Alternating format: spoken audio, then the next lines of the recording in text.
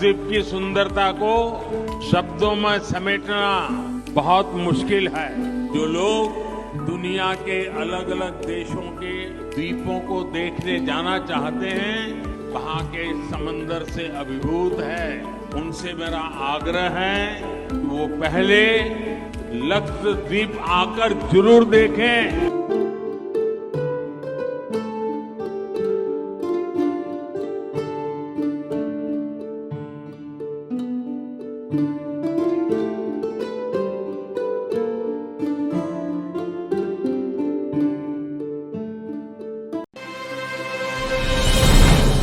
નમસ્કાર દર્શક મિત્રો, પ્રધાનમંત્રી નરેન્દ્ર મોદી 2 દિવસ પહેલાં લક્ષદ્વીપની મુલાકાતે ગયા હતા અને એમણે ત્યાં સ્નો કર્લિંગ કર્યું અને બીચ પર મોર્નિંગ વોક પણ કર્યું હતું. અને એ પછી એમણે એક ટ્વીટ કરીને એમ કીધું કે આ એક શાનદાર બીચ છે અને શાંત વાતાવરણ છે, લોકોએ અહીંયા આવવું જોઈએ. તો અમે તમારી સાથે એ વાત કરીશું કે આ લક્ષદ્વીપ બીચ ક્યાં આવેલો છે, કેવી રીતે તમે જઈ શકો, કેટલો ખર્ચો થાય અને આ બીચની જે પણ વિશેષતા છે એના વિશે તમારી સાથે વાત કરીશું. દર્શક મિત્રો, જો તમે માલદીવની જેમ શાનદાર અને એકદમ શાંત વાતાવરણમાં બીચની મજા માણવા માંગતા હોય, એટલે દરિયા કિનારે તમને જો મજા આવતી હોય તો તમે લક્ષદ્વીપની પસંદગી કરી શકો છો. કારણ કે આ એવું એક સ્થળ છે કે જ્યાં આકર્ષક અને સૌંદર્યથી ભરપૂર છે. લક્ષદ્વીપનો સંસ્કૃત અને મલયાલમની અંદર અર્થ થાય છે 1 લાખ ટાપુ. આ જે લક્ષદ્વીપ ટાપુ છે એમાં તમને એકદમ હળવા સૂર્યપ્રકાશમાં બીચ પર બેસવાની, બોટિંગ કરવાની, પાણીની વચ્ચે કેન્ડલ ડિનર કરવાની, આવી ઘણી બધી મજા તમને ત્યાં માણવા મળી શકે છે. લક્ષદ્વીપ જે છે એ ભારતનું સૌથી નાનો કેન્દ્ર શાસિત પ્રદેશ છે. જેમ તમે અહીંયા આપણે દમણ છે, દીવ છે, પણ આ દેશનો સૌથી નાનો કેન્દ્ર શાસિત પ્રદેશ છે. અને આ લક્ષદ્વીપની અંદર 32 જેટલા ટાપુઓ આવેલા છે અને 32 સ્ક્વેર મીટર વિસ્તારની અંદર આખો વિસ્તાર ફેલાયેલો છે. અને લક્ષદ્વીપની રાજધાની છે કવરત્તી.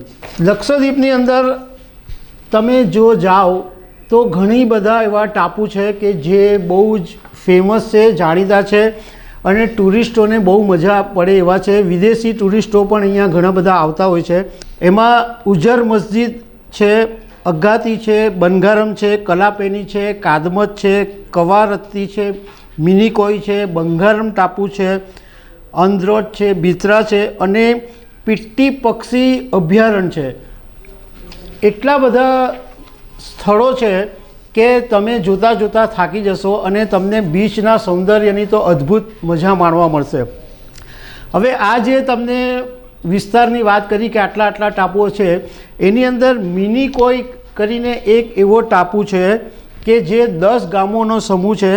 અને તમે મિનિકોયમાં જાઓ તો ઘણી બધી વસ્તુ તમને ત્યાં જોવા મળશે. ત્યાં જાગોની બોટ રેસિંગ છે, જુમા મસ્જિદ છે, ત્યાં તમને લાવા પારંપરિક નૃત્ય જોવા મળી શકે.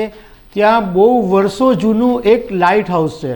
એ લાઇટ હાઉસ પણ તમારું એક આકર્ષણનું કેન્દ્ર છે અને બધા ટુરિસ્ટો ત્યાં લાઇટ હાઉસ જોવા જાય છે. તમારે પણ જો લક્ષદ્વીપ જવાનું થાય તો તમે આ લાઇટ હાઉસ જોવાનું ચૂકતા નહીં. ત્યાં બીજી એક મિનિકોય પર એક બીજી મજા એ છે કે ત્યાં તમને સાયકલ ભાડે મળી જાય. એટલે તમારે સાયકલ લઈ અને ટાપુની ચારે બાજુ ફર્યા કરવાનું, એટલે તમને મસ્ત મજા આવી જાય. બીજું ત્યાં સ્કૂબા ડાઇવિંગ છે અને પ્રધાનમંત્રી નરેન્દ્ર મોદીએ ત્યાં જે સ્નો કર્લિંગ કર્યું એ પણ મિનિકોય ટાપુની અંદર આવેલું છે. હવે તમને મુખ્ય એ વાત કરીએ. અમે એક ટ્રાવેલર સાથે વાત કરી તો અમને જાણવા મળ્યું કે જો તમારે લક્ષદ્વીપ જવું હોય તો તમારે એક પર હેડ તમને 60,000 રૂપિયાનો ખર્ચો આવે. એટલે ધારો કે તમે અહીંયા સુરત કે ગુજરાતથી આપણે જવાની વાત કરીએ તો તમને ત્યાં કોચીથી તમને ફ્લાઇટ મળી જાય અને આ જે 60,000 રૂપિયાનો પર હેડ ખર્ચો છે એમાં 4 નાઇટ અને 5 દિવસ આવી જાય છે. એટલે તમે એમ ગણતરી માંડી શકો કે તમારા પર હેડ છે એ તમને 10,000 રૂપિયાનો ખર્ચો આવે. એટલે આ 10,000 રૂપિયાના ખર્ચામાં તમે મજા માણી શકો. અને ત્યાં કોચીથી અગત્તી એરપોર્ટ છે અને ત્યાંથી લગભગ જતાં 1.5 કિલોમીટર થાય છે. લક્ષદ્વીપના પ્રશાસક છે પ્રફુલભાઈ પટેલ. એમને દમણની પણ જવાબદારી છે અને લક્ષદ્વીપની પણ જવાબદારી આપવામાં આવેલી છે. અને એમણે દમણ, તમને ખ્યાલ હશે જો તમે દમણ જોવા ગયા હોય, હમણાં થોડા વખત પહેલાં જો તમે વિઝિટ કરી હોય તો તમને ખ્યાલ હશે કે દમણનું ખાસું એવું ડેવલપમેન્ટ થઈ ગયું છે. એકદમ રોડ મસ્ત થઈ ગયા છે, ત્યાં આગળ દરિયા કિનારો પણ એકદમ મસ્ત થઈ ગયો છે. એવી જ રીતના પ્રફુલ્લ પટેલે ત્યાં લક્ષદ્વીપનું પણ જબરજસ્ત ડેવલપમેન્ટ કર્યું છે. અને હવે ટુરિસ્ટોને માટે ઘણો બધો પ્રચાર પણ કરવામાં આવે છે. સરકારની ત્યાં આગળ વેબસાઇટ ઉપર પણ પ્રચાર કરવામાં આવે છે અને ત્યાં ઘણી બધી માહિતી આપવામાં આવે છે. બીજું તમને લક્ષદ્વીપ વિશે થોડી એ વાત કરીએ કે ત્યાં વસ્તી બહુ નથી, લગભગ 70,000 થી 80,000ની વસ્તી છે, પણ ત્યાં સાક્ષરતાનું પ્રમાણ ઘણું ઊંચું છે. 92.8% જેટલી સાક્ષરતા છે. અને લક્ષદ્વીપનું જે ખેતીમાં નારિયેળ જે છે એ બહુ ફેમસ છે અને લક્ષદ્વીપથી નારિયેળો આખી દુનિયામાં જાય છે. અને બીજી એની વિશેષતા એ છે કે લક્ષદ્વીપમાં જે નારિયેળ બને છે એમાં સૌથી વધારે તેલ આવે છે. બીજી લક્ષદ્વીપનું ખેતીની અંદર કેળા છે, પપૈયા છે, એમનો બિઝનેસ છે, પણ એમની સૌથી વધારે જે કમાણી છે એ નારિયેળમાંથી છે. કારણ કે નારિયેળના જે રેસા હોય એમાંથી જુદી જુદી પ્રોડક્ટ બનાવીને આ અહીંયાના લોકો ધંધો કરે છે.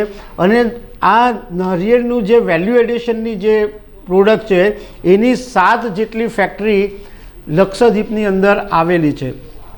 તો દર્શક મિત્રો, જો તમે હવે વેકેશનમાં અથવા જ્યારે પણ તમારે કોઈ એવી જગ્યાએ જવું હોય કે જ્યાં તમને બીચ હોય, તમને બીચ પસંદ હોય, ત્યાં તમને એકદમ શાંતિથી તમારું વેકેશન પસાર કરવું હોય તો તમે લક્ષદ્વીપ જવાનું નક્કી કરી શકો છો.